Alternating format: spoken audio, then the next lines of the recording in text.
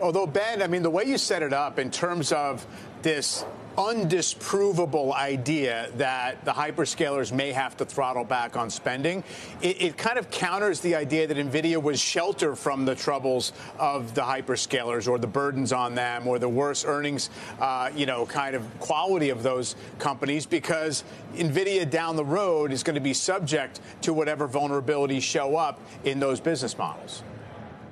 Well, potentially. I mean, the thing about Nvidia that's actually good is they have exposure to Anthropic now and OpenAI as well. Mm-hmm. If they happen to win and the hyperscalers lose, they will get a lot of that exposure.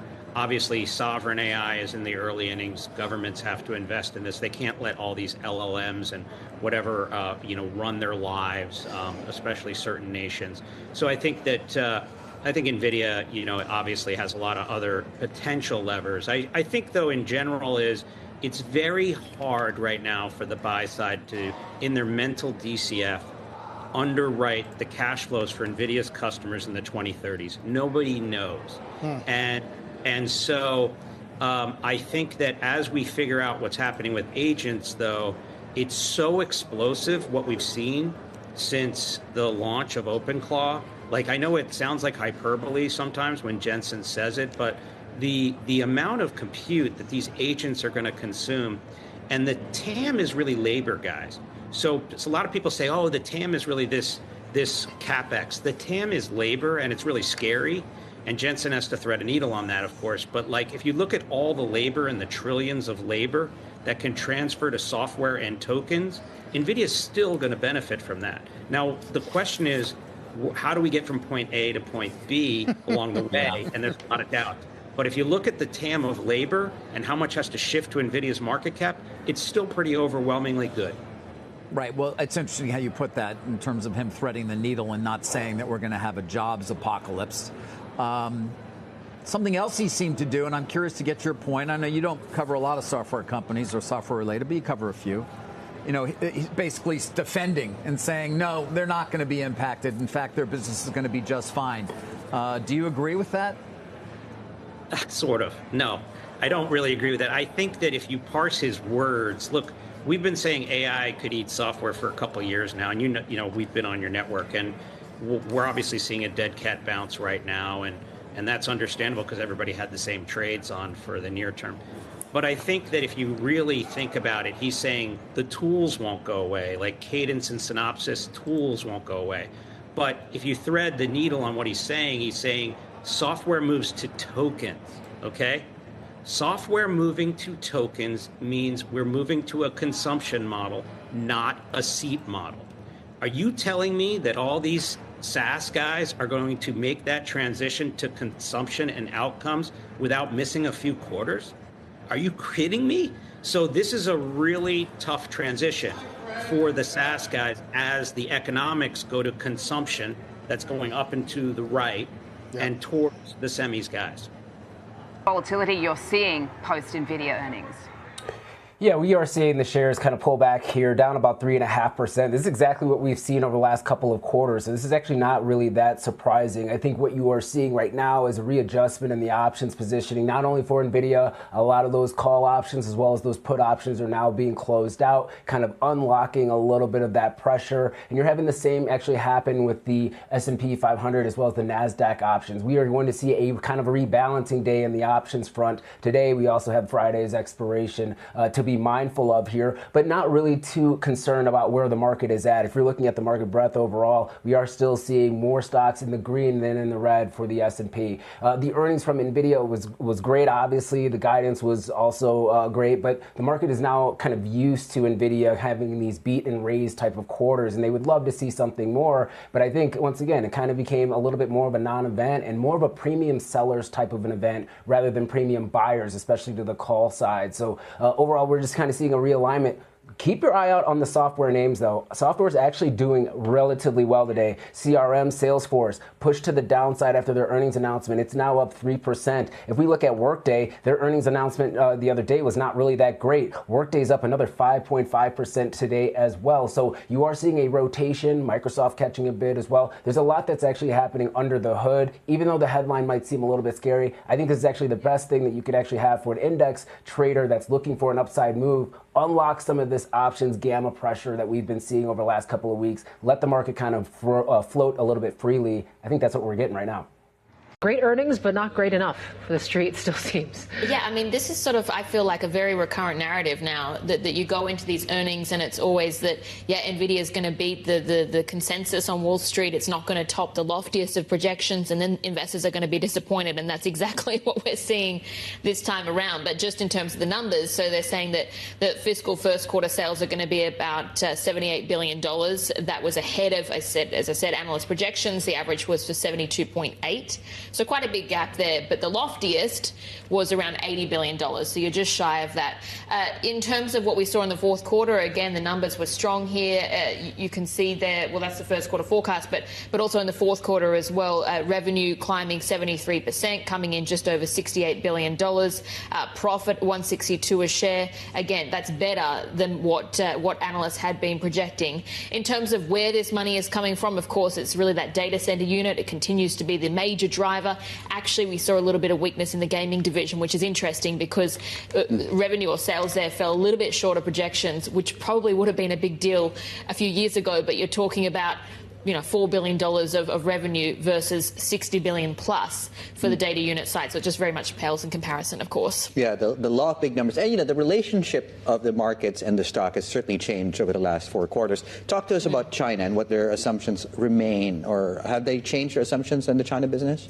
Not really too much, essentially. I think they're just, it's still really just that big unknown for the business. Because AMD in their latest results, for instance, you actually saw them getting a little bit of revenue from China, but that was because they were selling much older technology. They haven't actually sold any newer chips as well, AMD, but Nvidia is still making no assumptions around China data center revenue in their first quarter sales outlook. They actually had a separate filing to the exchange where they did say that they've essentially been greenlit from the Washington side to start some small-scale sales of H200 chips to China.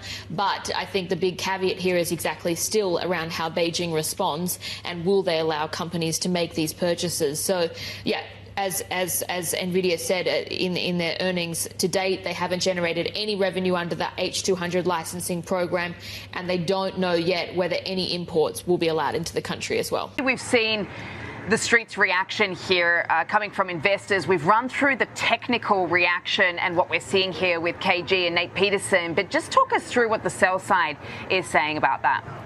Sure, Sam, and good morning to you. Yes, the sell side still seeing a positive growth here. Really impressed with the numbers we got. Really impressed with the guidance that we got, despite this move to the downside that we're seeing. Just a quick reminder on some of the numbers here. Earnings per share at $1.62, better than the $1.53 expected. Revenue of $68.13 billion, better than the $66.21 that was expected. Total revenue was up 73% year over year. The company gets 91% of its sales now from its data center unit, and revenue in the data center business climbed 75% from the year earlier to $62.3 billion. Guidance better than expected. Their revenue for the fiscal first quarter will be $78 billion plus or minus 2%. Analysts were looking for $72.6 billion, and China is not included in that forecast, so only potential upside from there. But as far as the response, you're going to hear me cite some of those things in these notes. Nvidia, Wedbush has raised their price target to $300, up from $230. Right now, we're trading at about $185. Wedbush keeping its outperform rating, saying that they say while they see the Q4 acceleration in data center sales was impressive given the law of large numbers, it would call out Q1 sales guidance in particular as being the highlight of the call, given that Wedbush believes that this outlook was well in excess of prior buy-side expectations. At Rosenblatt, they've also got a new $300 price target, keeping that buy rating. They said that the firm sees Nvidia, quote, overcame many concerns, including GPU capacity, tensor processing unit capacity, memory supply, and customer financing. Rosenblatt saying that they see the company continuing to lead in AI market development. 300 really the number today, Sam, to another one from Bernstein, up to 300, keeping that outperform rating. Data center well above expectations on Blackwell momentum. That's what they cited in their note. B of A also up to 300. They're keeping a buy rating as well. They said the company, quote unquote, more than delivered. They say supply commitments are over 3 times up year over year to 95 billion, ensuring Nvidia, quote, may well be the most dependable supplier that can serve the AI market that we believe could double towards $1.4 trillion in the next 4 years. Citi also raising to 300, keeping a buy rating. They think that their GPU technology conference, their GTC conference in mid-March, will be positive for shares. JP Morgan going up to 265 from 250, keeping an overweight rating. They said that their forward estimates on its better than expected revenues allowed them to increase their estimates there. And they think any concerns over the company's 2027 growth outlook are likely overblown. And then the last one, Morgan Stanley, they're up to 260 from 250 on, quote, another very strong quarter. So all bulls there, Sam. And chip giant Nvidia reporting better than expected fourth quarter results. It was driven by revenue growth of 75% in its core data center business. That's a business that's very important to Nvidia. They control about 95% of that market. They see profit margins or gross margins of 75%. They are the 800-pound gorilla and then some when it comes to all of this. And we spoke with Nvidia's CEO, Jensen Huang, about that revenue growth and AI chip demand first on CNBC. Demand is really strong and it's diverse. It's coming from all over the place. At the core of it, Becky, what's happening is that AI just went through its third inflection. The first one was 2 years ago with ChatGPT. And then the second one was about a year ago when the reasoning AI agents came out, reasoning AI systems came out. And the number of tokens, the amount of computing demand that it needed to be able to reason and produce all the excellent answers that these chatbots were doing was really sky high. And then now, with these agentic systems, we're now having these agents able to reason, take tasks, and actually do work. And so the agentic systems are doing incredibly well all over the world. Of course, you've heard how Claude Code and OpenAI's Codex are doing incredibly well in companies all over the world in software programming, but it's starting to spread out into all these different other types of tasks. And so at the core, it's because AI has gone through a new inflection point and the amount of computing demand is off the charts. Well, let's talk a little bit about your customers, too, because you did say that the big companies, the big hyperscalers, actually increased the amount of spending. And I think they make up about half of the spending that went into the data center segment in particular. But you said the other customers were growing really quickly, and that's where so much of the growth came from. Who are those other customers? You know, most people see AI as a chatbot. And it's understandable because OpenAI is so popular and they're doing so well. And we hear a lot about Claude Code. But remember, AI is about a new way of doing software and affects every single industry. NVIDIA is really fortunate in the sense that we are the computing platform, the accelerated computing platform for every cloud, for any model, as well as every different domains of science. And so we're seeing success, whether it's in small cloud service providers regionally around the world. It could be an enterprise. Our big partnership with Lilly, we have many others. Car companies that are building autonomous vehicles, the robo-taxi era is coming. And so there's a whole bunch of computing being built for that. Scientific computing is being completely revolutionized by artificial intelligence. And so, you know, the number of industries that are affected by AI, because AI is fundamentally a new way of doing software, is going to be very broad-based. And that's one of the reasons why I say AI is a new industrial revolution, because every single company is affected, every industry will be transformed, and every country will power it. And so it's broad-based. Again, though, you talk about their market share of that data center chips, 95%. The estimates run from 90 to 98%, but about 95%. And when you have margins like that, 75%, it's obviously a market that lots of others want to get involved with. You did hear earlier this week about AMD cutting a deal with Meta that's supposed to be a multi-year deal that they're going to be looking at as well. You have all kinds of competitors who are trying to get in on that, but you also have NVIDIA kind of running as fast as they can. The new chips that are going to be rolled out, they talked about those new chips that are coming, Vera Rubins. That will be the second half of this fiscal year, and that is the way that they are planning to try and keep some of that market share. We'll show you more excerpts from this interview a little later today, just talking about the competition they're facing, talking about what he sees with the SaaS apocalypse, or whatever you want to call this, just where those SaaS companies are really under pressure, because you also heard a report last night from Salesforce. That stock was trading a little lower on some of these questions, but we'll get Jensen's take on whether this is overdone in the market. NVIDIA just flexed with record earnings and revenue. You're in every top cloud provider's infrastructure. You're all over the world's edge on robotic systems, orders from sovereign nations stacking up. You declared on the call that you want to put everyone everywhere on NVIDIA. So that, the way it's phrased, leads me to ask, what market haven't you saturated yet? Well, the markets that we're in are growing. You know, this is the largest platform transition of computing in history. We're starting, of course, in the hyperscale clouds, and that is starting to go into the world's enterprise with agentic AI. We just went through this. I think people are starting to hear about this last couple of months. Went through this massive transition inflection point with AI, where every enterprise is now looking at agentic systems. And so that's the second wave. Beyond that, we still have to grow into the world's edge factories and, you know, all of the telco communications radios and all of the robotic systems and cars and, you know, farms and roads. And, you know, AI is just going to be everywhere. So we have plenty of runway, lots and lots of growth ahead of us. And I'm doing the math, as you mentioned, all of those different areas. How can you fill all those orders? Well, you know, it'll take time. It'll take time. But we have lots of time. And I think we're at the beginning of probably about a decade of build out. You know, people think that it looks like a lot of capacity being built, but in fact, it's a very small amount of the total capacity the world needs. The amount of computation we need is far greater than the amount of capacity we're putting online this year and next year. And so this is going to be a build out that's going to take well over a decade. So with the build out, your Grace Blackwell chips, those are the ones that are in hot demand, still selling like crazy.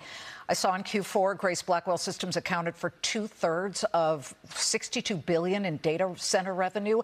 I know you want to reassure customers that you can fill their orders, but I wanted to ask you a pointed question. Is every Blackwell unit you can physically produce allocated through mid-2026? Yeah. There's a home for every Blackwell we could build. And, you know, we've done a good job planning our supply chain. You know, of course, we've been growing very, very fast and at very large scale now for a couple, 2-3 years. Right. And we've been building these complicated systems for quite some time. And so our supply chain is expansive. We've been working with our suppliers and all of our partners, securing and helping them plan their forecast and their build out plan. And then on the other side, these data centers take quite a long time to build now. And so we have visibility quite far ahead in the world. In a way, so much of this is based on a blue sky anticipation. Everything's running smoothly. Everybody's able to borrow enough money to spend. We know the hyperscalers said that they're going to go nuts, $650 billion in spend this year alone. What if one chink in the armor happens, one thing gets hit into the bicycle spoke and trips things up? Do you prepare for something like that? Well, it's not quite accidental like that, and it's not quite serendipitous like that. The world that I see, the world that we see, is a world that has seen a computer industry doing software the old way to now software done the new way. This is simply the way software has to be done going forward. Every piece of software will have artificial intelligence and tokens added to it. You could see that almost all of the world's software platforms are adding artificial intelligence to their platform. And the way that AI is produced, it's produced in real time. Just the reason why I call it an AI factory. These data centers are going to become factories, and these factories will generate revenues. They'll generate tokens, and they'll generate revenues. And so the CSPs that are building, the data centers that are building out NVIDIA's computing systems, they see demand. They have so much demand on their books from all of the companies in the world, all the startups in the world who are going to secure this compute to go generate tokens. And so on the one hand, NVIDIA's gear has, earmarked for customers all over the world on the one hand. On the other hand, the capacity that they're bringing online has been earmarked for customers. And so to the extent that you could see that the GPUs we shipped, the computing systems we shipped 6 years ago, the pricing of that computer based on, it's called A100 amperes, even the spot price of those computers are going up. And so the demand is really through the